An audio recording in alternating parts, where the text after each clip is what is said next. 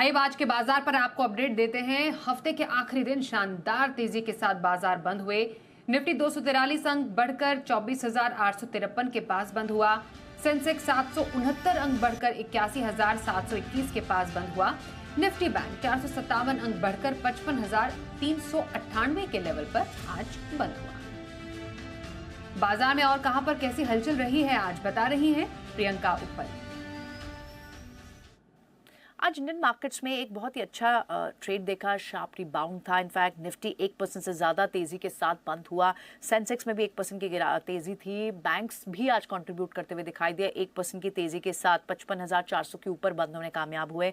Smaller broader market में जहाँ थोड़ी सी कल आपको एक जिटनेस दिख रही थी, वहाँ पर भी एक अच्छा रिबाउंड दिखाई दिया। मिड कैप लगभग 3/4% बढ़ के बंद हुए। स्मॉल कैप में भी लगभग 1% तक की तेज़ी देखने को मिली। जो बड़े इंडाइसेस जहाँ सबसे ज़्यादा गेन आए वो थे capital markets, FMCG, IT, oil and gas pack, इनसे तेजी मिली बाजार को। ऑन द फ्लिप साइड आज defensive pack, pharma, health care ये लूजिंग साइड पर था।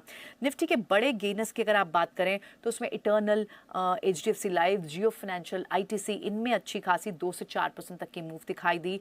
लूजिंग एंड पे सन फार्मा नंबर्स आए थे, नंबर्स अच्छे थे लेकिन थोड़ी सी गाइडेंस उन्होंने इतनी मजबूत नहीं दी जिसके चलते बाजार को एक डर रहा और 3% तक सन फार्मा गिरा।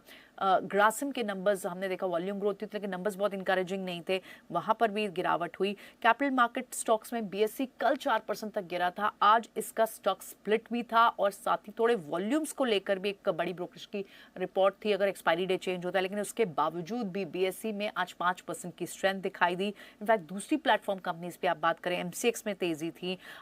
दूसरे एमसी काउंटर्स में बात करें तो आनंद राठी, एबीएसएल, सब में आपको 2-2% तक की तेजी देखने को मिली। एफएमसीजी पैक में कई सारे स्टॉक्स थे जो आज काफ़ी बजिंग थे, उसमें नेस्ले, आईटीसी, वरुण बेवरेजेस, इनमें अच्छी मूव थी। On the flip side pharma के जो टॉप लगात्स थे आज, उसमें सन फार्मा, टोरेंट फार्मा, एबट इंडिया और ग्लैंड फार्मा जैसे स्टॉक शामिल थे। कुछ स्टॉक्स हैं जिनके रिजल्ट्स में बहुत ही सरप्राइज एलिमेंट था, जिसमें हुनासा कंज्यूमर रिजल्ट्स बहुत खराब थे लेकिन उन्होंने आगे वॉल्यूम और ग्रोथ के आउटलुक के आगे के आउटलुक को लेकर अच्छे कमेंट्स दिए, जिसके चलते 16-17% तक ये स्टॉक चला।